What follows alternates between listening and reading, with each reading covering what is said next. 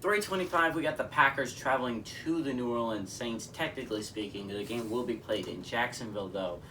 Packers favored by 3.5 points in this game. And I'd like to talk about the Packers offense and then the Saints offense for just a second. We'll talk about the Saints defense too, because I know a lot about it. The Packers offense, I think, has the possibility of being really explosive this year. Obviously, you got Aaron Rodgers coming off his MVP season. You still have Aaron Jones at running back. A.J. Dillon set to become the number 2 back, who I think has the possibility of being phenomenal in Green Bay. You also have Kylan Hill, who I think can have definitely a role on this offense in the passing down scenario. I loved him coming out of Mississippi State. He didn't play last year, but I honestly think that probably helped his draft stock instead of hurt it, considering how little Mike Leach uses running backs. We also have at receiver some really solid players outside of Devontae Adams. You still got Marquez Valdes-Scantling as a deep threat. You got Allen Lazard. You have Randall Cobb back. So, I mean, you have some very solid players if you're the Green Bay Packers at receiver. Amari Rodgers, I don't see having too much of an impact on this team because, in my opinion, he's the 5th best receiver on this team right now. But maybe he has a little bit of an impact on special teams as a returner. You also got Robert Tonyan at tight end. You have a great offensive line, although that's going to be challenged against this New Orleans Saints defense that loves rushing the passer. You got some really solid playmakers on that side of the ball. You have a great pass rusher, an absolute phenomenal pass rusher in Cameron Jordan, like a future Hall of Famer, that good.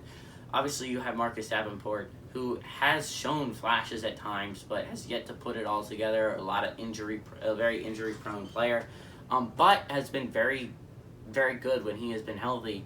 And this is his year. He's got to show this year, and he's looked phenomenal in the preseason. Not to mention, they have some serious depth at that position with Tano Compassigno and Tano Compassigno, Carl Granderson, and their first-round draft pick, Peyton Turner.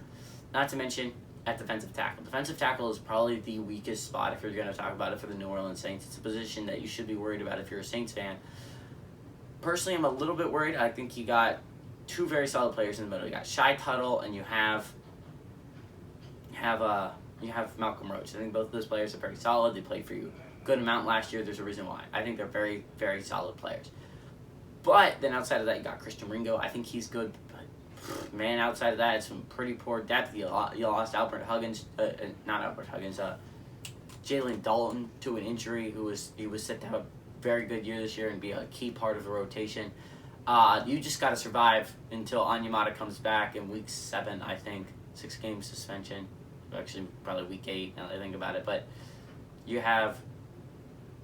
going to need him when he comes back because really you're going to have a 3 defensive tackle rotation with Ringo, Shy, Tuttle, and Malcolm Roach. Then linebackers, a position I'm actually fine with, honestly. I think we have some excellent depth. Obviously, you have one of the 2 best linebacker tandems in Quan Alexander and Demario Davis. Not to mention you have Zach Bond, who should be a very good role player this year. He's looked phenomenal in the preseason. I don't see a rookie linebacker at Ohio State seeing the field, Pete Warner, very much. Caden Ellis, also a very good depth piece for us. Andrew Dowell has played great in the preseason and practice. And Chase Hansen, the converted safety to linebacker, also looked good. And there's a reason why 7 linebackers made this team. It's because we're that good at linebacker. Safety, I think, is very, very solid. You obviously have Marcus Williams, you have Malcolm Jenkins, and you have Chauncey Gardner-Johnson, one of the three best safeties. And that's a very good trio of players there. P.J. Williams has transferred officially to corner, but he's listed at now. So we'll go to corners again. You got Marshawn Lattimore, who's going to be a lockdown corner this year. I think he's going to be very, very good. The number 2 cornerback is a little bit iffy, especially with Ken Crawley going on IR. We got Bradley Roby, but he's suspended until next week. So it's going to be definitely up to the Falcons corner. Desmond Trufant that we got out of free agency to lock in the number 2 corner spot. P.J. Williams is officially transferred to a corner, so maybe we can put him in if need be. Obviously not the best outside corner, but he's pretty good in dime packages. So maybe that's his role on this team is dime packages. And then you have the rookie Paulson Adebo, who knows what he can do. So it's going to be interesting. Corners, number 2 corners, also another spot of weakness to Tavares, but Desmond Trufant and Bradley Roby are huge additions once Bradley Roby gets back from the suspension. And if we can get Ken Crawley back from IR, this is going to be a fine position.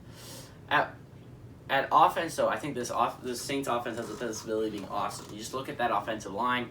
Obviously, you have three phenomenal players in Ryan Ramczyk, Teron Armstead, and Erik McCoy. Those are three players that are, like, Teron Armstead and Ryan Ramczyk are both top 5 tackles in this league.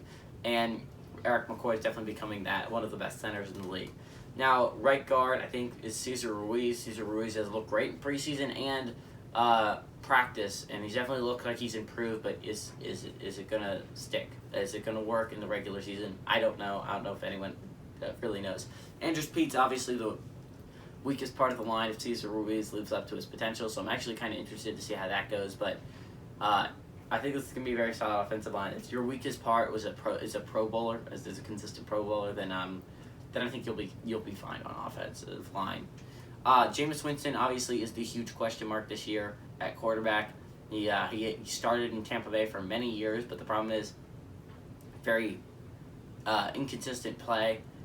He was turnover prone. Now I think Sean Payton has the ability to fix that, and if he can fix that, then you have one of the best arms in the entire league throwing the ball around, and you're a playoff contender, and not only a playoff contender, a Super Bowl contender. If he can get his stuff together, your defense can carry you if he doesn't make too many mistakes. Now, the other side of things is you got your wide receivers, and wide receivers is also a huge question mark. Obviously, at running back, I forgot running back. We'll mention it. Alvin Kamara is very good. Tony Jones Jr. is set to be the number 2 back, who looked good in the preseason. Dwayne Washington, the 3 back. Obviously, if Alvin Kamara gets hurt, that's going to be huge for your team.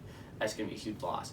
At wide receiver, since Michael Thomas got hurt, Marquez Callaway has really emerged as the number 1 wide receiver. Your top 2 receivers heading into this year, Michael Thomas went on the PUP, and Traquan Smith went on IR, so Marquez Callaway, who was the number 4 receiver last year, is set to be the number 1 receiver, but he's looked good in the preseason. Deontay Harris is a guy that I've expected to break it. I think he could have a very good year. He's a very good deep threat for this team. Those are the top 2 receivers, definitely. The big battles for that number 3 spot receivers. So they have 3 more receivers on the roster officially. You have Lil Jordan Humphrey, who I think can be an excellent deep ball player. You have Ty Montgomery, who's a very fast, shifty player. Again, played running back for the Saints last year. And then you have Chris Hogan, who's a very similar player to Michael Thomas, very consistent hands. I don't know who's going to play, but I think I have faith in all 5 of those guys. I think it's going to be interesting. And then, not to mention, you also have at tight end 2 players I'm really excited about. I think Adam Troutman has a chance to be having a very good year this year. And Juwan Johnson, the converted wide receiver to tight end, which at this point, honestly, I don't know if that was the best decision. We probably would have made the roster if he stuck a wide receiver over Chris Hogan. But he has the possibility of being a phenomenal tight end. Obviously, transferring, he's going to have a little bit problem with his blocks, but he has an explosive nature to him. I love the Saints in this upset, by the way. I really think they can upset the Green Bay Packers in Jacksonville, so give me the Saints to upset the Green Bay Packers.